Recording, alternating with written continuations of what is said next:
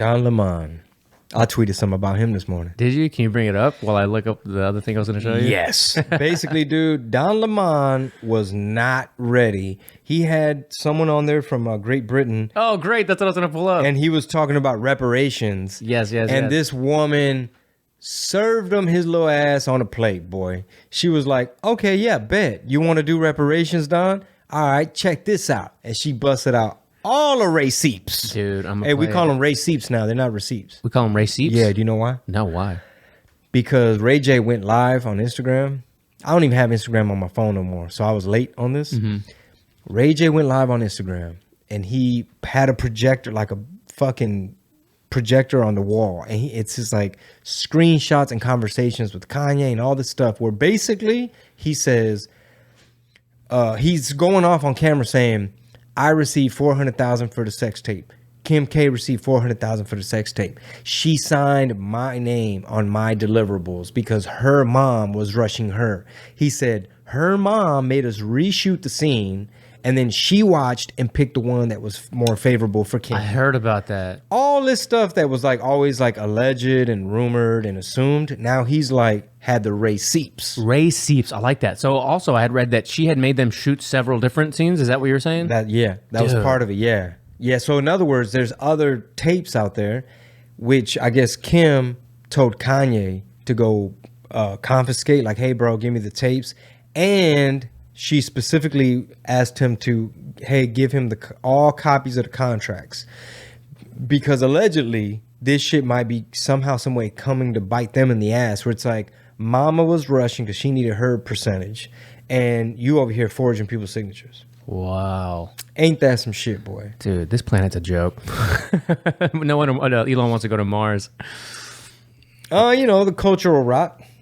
Here we go. Those who are asking for reparations for colonialism, and they're wondering, $100 billion, $24 billion here and there, $500 million there.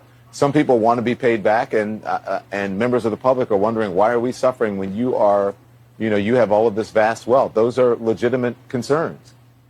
Well, I think you're right about reparations in terms of if people want it, though, what they need to do is you always need to go back to the beginning of a supply chain. Where was the beginning of the supply chain?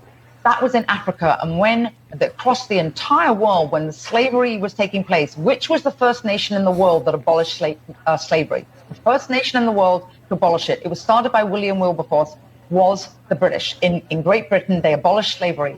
2,000 naval men died on the high seas trying to stop slavery. Why? Because the African kings were rounding up their own people. They had them on cages waiting in the beaches. No one was running into Africa to get them. And I think you're totally right. If reparations need to be paid, you need to go right back to the beginning of that supply chain and say, who was rounding up their own people and having them handcuffed in cages? Absolutely. That's where they should start. And maybe, I don't know, the descendants of those families where they died in the high seas trying to stop the slavery, that those families should receive something too, I think, at the same time. Whoa. Those who are... You got to drop that gif of the, Yeah, that's a good one. Dude, his face, he's just like, you could see like slowly go from like Mr. Serious to like, oh, fuck. Mm-hmm. Hilarious. Classic. Yeah, because it's easy to always like, obviously slavery is one of the worst atrocities in all mankind history.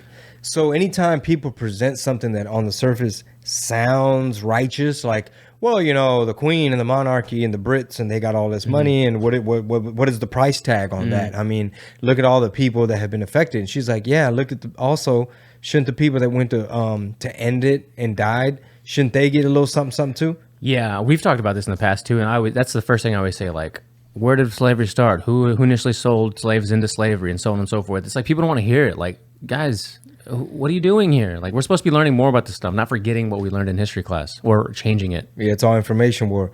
When I tweeted it, somebody replied, they're like, oh, wait till they find out about, here, let me pull it up, because I get a gang of replies. Oh yeah, I tweeted to Fools Gone Wild. I said, come get your boy. It was one of the Brandon clips where he's like, oh, inflation's gone down an inch. I got that clip. Or whatever. Yeah. Okay, who are these? Man, bro, I get so many. Okay, look, if he knew about Esteban de Dorantes or Mustafa Azemuri, he would trip balls. He was a slave who was also an explorer. The issue isn't as cut and dry as everyone wants.